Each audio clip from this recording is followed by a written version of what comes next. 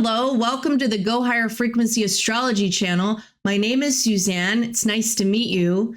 Join me as I investigate the monthly moon cycles and other important transits in hopes that creating some order out of this chaos can help us focus our own energies more productively. Right now, we are in a very mutative time as we approach the last quarter sun-moon square on the 20th, which is ending a cycle connected to the April 2023 Aries solar eclipse. You may remember me talking about this square in my full moon in Capricorn video. If you haven't watched that video, I recommend giving it a quick listen as it gives some context to the current Mideast conflicts. This last quarter square is very near the time that Mercury goes retrograde in Leo. And then 2 days later, on June the 20th, Mars in the South Node will meet up at 19 degrees Virgo, with Venus in Gemini applying to a closing square. Both are ruled by this retrograde Mercury in Leo. Finally, we have a new moon in Leo opposing Pluto in Aquarius on the 24th. What is my role as an individual to the collective?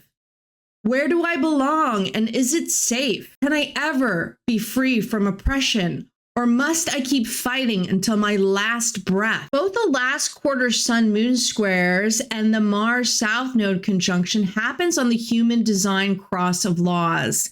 Now, I want to give some explanation about these crosses and what they mean, and how it relates to what's happening today.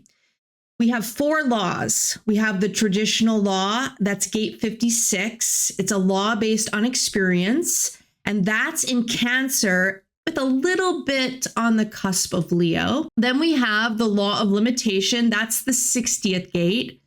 That's the law that says when you have a limitation, all you can do is fulfill the limitation or the potential of the limitation. Now that gate is mostly in Capricorn with the very tiny bit of Aquarius. And then we have the 50th gate, that is the carving of law into stone for the benefit of the tribe and its education and security. Now that gate is mostly in Libra with a very tiny bit of Scorpio. And then we have the 3rd gate, the law of mutation. The law of mutation transcends all other laws. It makes all other laws redundant. So it's the most potent of the laws. Now that gate is mostly in Aries with a little bit of Taurus in it. And both Netanyahu and Iran's supreme leader were born on this cross. But one has a Libra sun, that's Netanyahu, and the other has an Aries sun.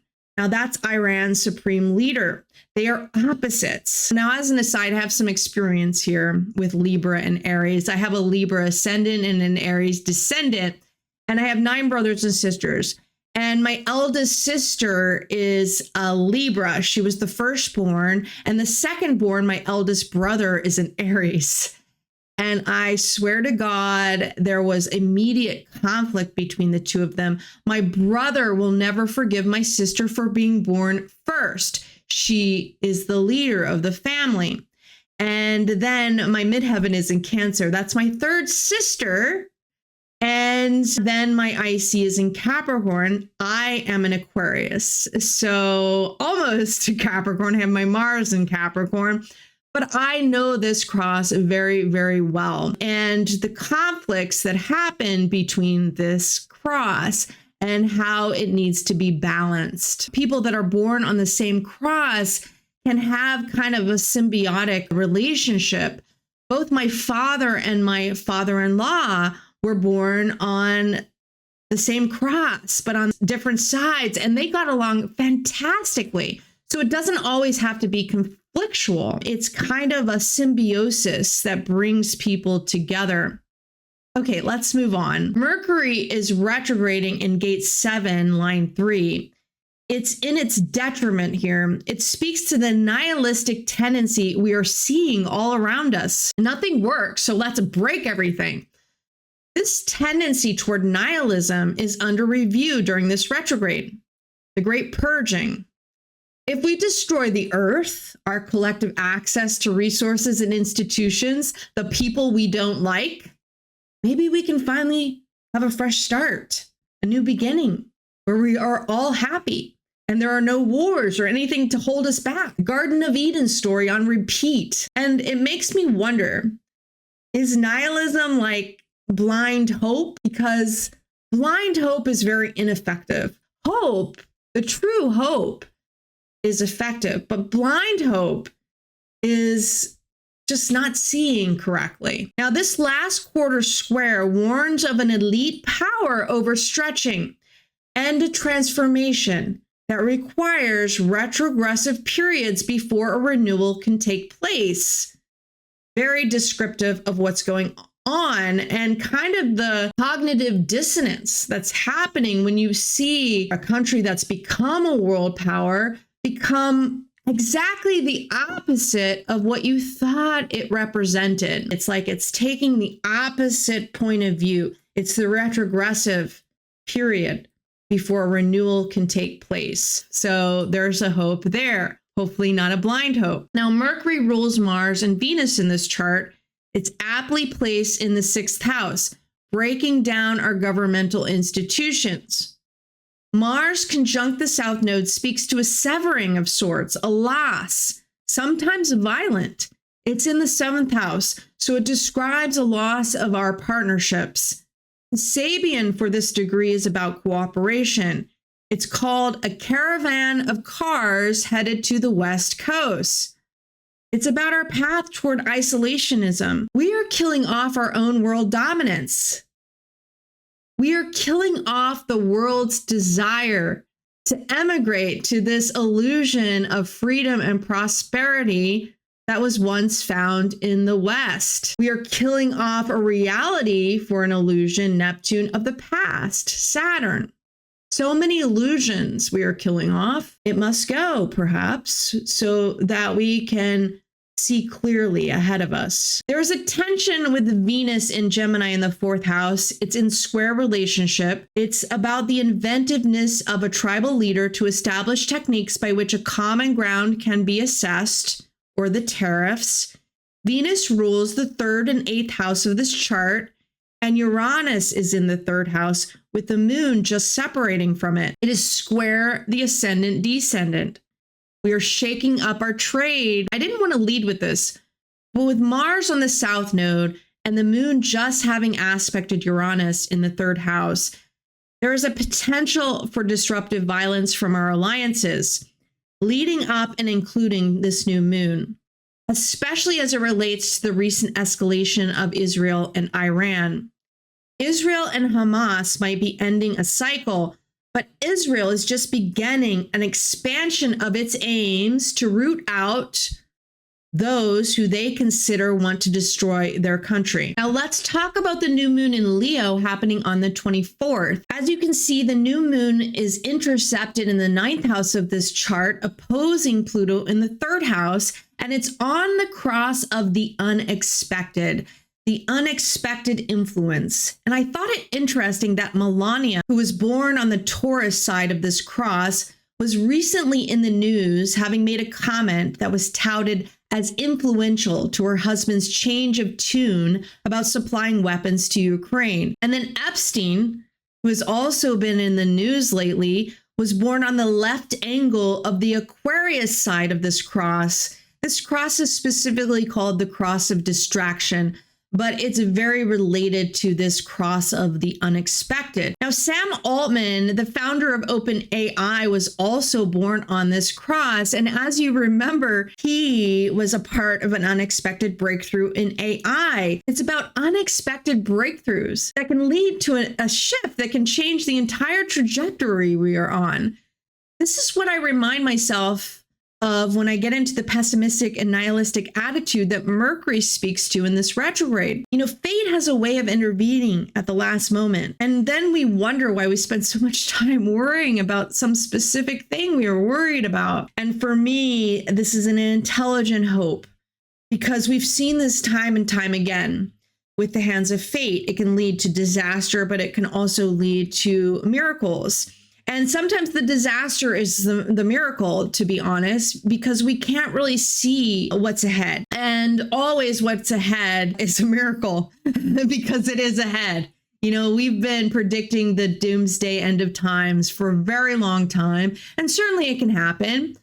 But, we're all going to be dead. So, what are we worrying about? We have a limited control. And the only thing that we control is our own mind and our own experience of events and our own participation in events and our own intentionality in events. So that's something that I think we should all keep in mind. Now, when you think about Pluto's opposition to this new moon, it follows the journey of the president's inauguration at the conjunction with the unexpected presence of the tech oligarchs in partnership, the unexpectedness of Elon when he partnered with the president. I think we were still digesting that. I didn't expect that partnership. I didn't understand what was happening.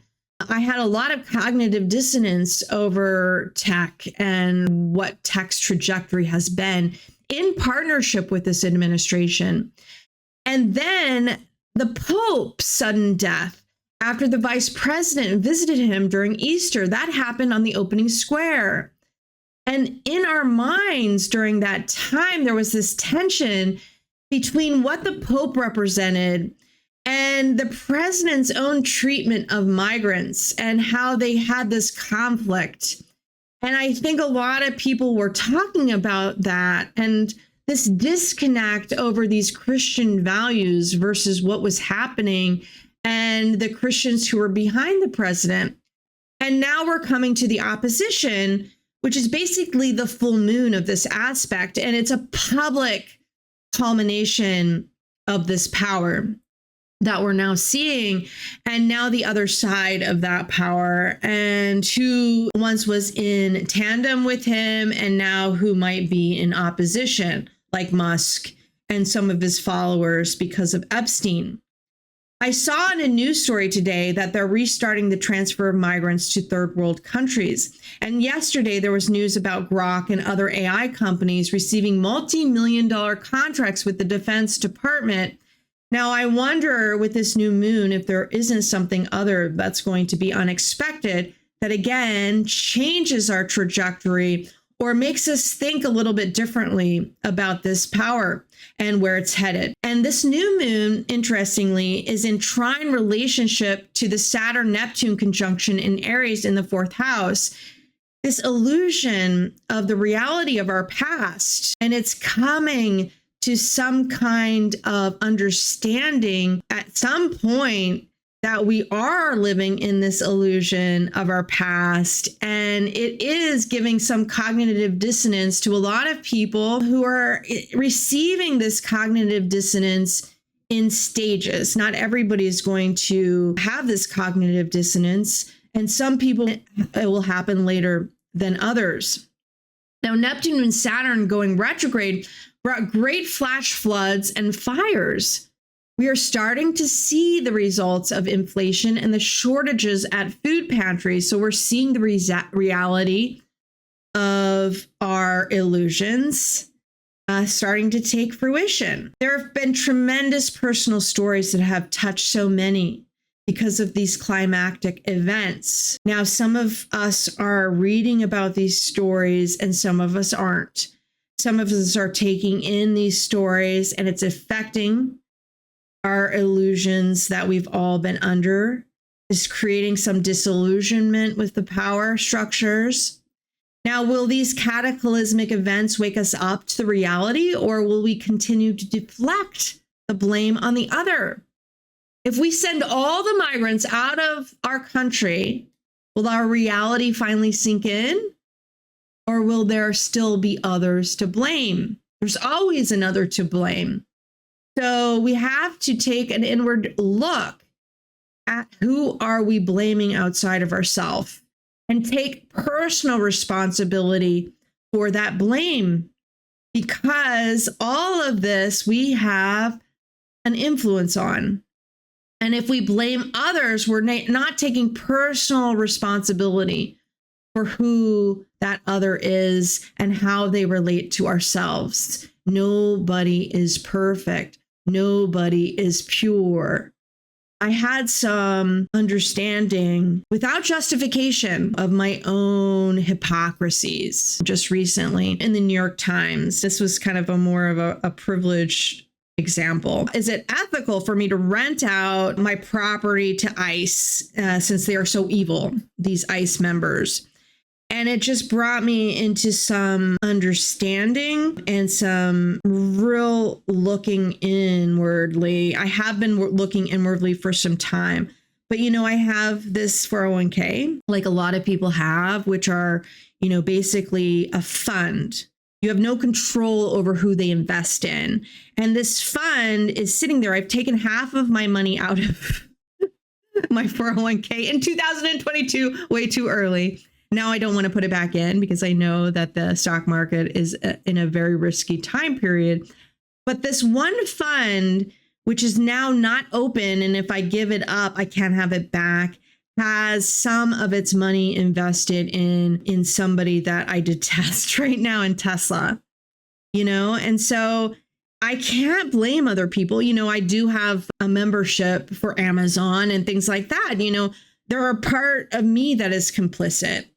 And so we have certain control over things and other things we don't have control over. Yes, I do have control over both of these things. I could give them up. I did this back and forth about purity just earlier this year. I got off X and then I tried to get into Substack and then that was, blamed as evil. So then I went over to Ghost and now I feel a lot better about my decision of doing that. But at the end of the day, who is pure? It's very difficult to find purity. I am certainly not pure in my own actions every single day. I have my own issues. So I think it's something that we should all look at in ourselves and realize the complexity and how we try to throw stones. There is always this gradation, of course. Like, I don't agree with the ways that we're treating people and migrants and all of these things. There's gradations to what people are doing to others, but we're all indirectly responsible for something, because we've given up our power, in some ways to these complex systems. And I think that's why so many people want to create these middlemen and want to create these AI machines so they don't feel personally responsible. So more complexity is invited in, the more we simplify our lives, the more we take direct responsibility for our lives, the less that we're involved in these complexities that we all don't agree with sometimes, and how hard it is to get ourselves out of it. And so that's just something to think about, I think. Now, Raven Caldera calls this new moon the Sun Child's moon. And this is what she has to say about the Sun Child's moon. During the Sun Child's moon, we concentrate on creativity in any endeavor. And we try to reattain that childlike confidence of the era before we became conscious of the criticism of others. It's also a good time for people who are not performers, especially if it's because they are too afraid to perform, to tentatively get up on stage and try their best. If we can neither create nor perform, then the task is to focus on feeling joy and on spreading that joy to others by whatever means we have. People born under this moon contain the Sun Child's endless capacity for joy and self-confidence, and his trusting ability to express himself, even if they have trouble accessing that sunlight due to other factors. They have a well of creativity inside them. Although, because this is the moon, the pump is best primed with their emotions rather than their intellect. They also have the ability to be almost naively arrogant and self-centered. And they may be emotionally clueless about such concepts as unselfish service and suffering for a greater good. Why would anyone think that was worth the trouble? They ask. While many of the Leo moons long for an audience and will get one however they can, people born under the Sun Child's moon are inveterate scene stillers, and they will get attention any way they can. While another Leo moon phase will pout in the corner, the sun child will aggressively steal the center of attention by any means necessary. They are so engaging to watch that you'll forgive them for it the first few times. Eventually, it does get old. They may well need someone to sit them down and give them a straight and honest talk about how one loses audiences, and for reasons other than a bad performance. Mercury in retrograde is in the same ninth house, and it's telling a similar story. It's now in line 1 of gate 7, which speaks to the authoritarian, the distorted intellect that thinks he is the only one that knows best. Sound familiar? Mars in the 10th house is now separating from the South Node and the square to Venus in the 8th. It speaks to a high level of responsibility, a strength of will to survive, but without hope of overcoming the oppression. The ultimate truth from this placement is that it's no use complaining. One must not waste resources on relationships that are of no value. Venus is now on the degree of the president's sun. Jupiter is also in the 8th and in the gate of provocation.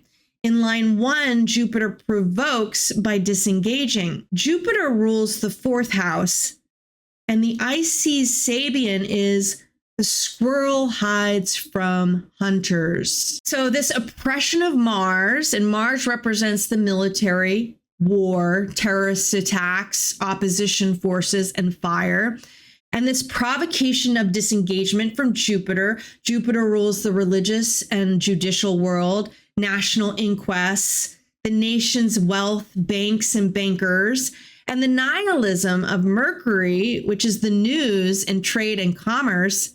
Check, check, check. Wow. I hope this retrograde period gives us all a time to think about these forces and how they're taking a hold of each one of us so we can take some Aries initiative. What gives me hope is that Pluto is going out of bounds at the end of August. Now, I've been talking about this Pluto going out of bounds and what it means in a couple of my previous episodes.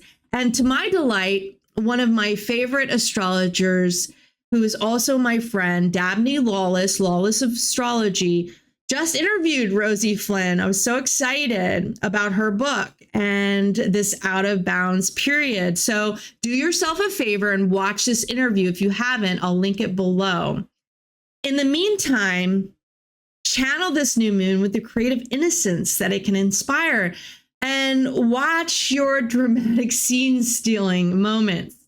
I shall try, but I'm an Aquarius, so I naturally steal the show with my often cynical Saturn sitting at the top of the chart. I really have to work on my own hope.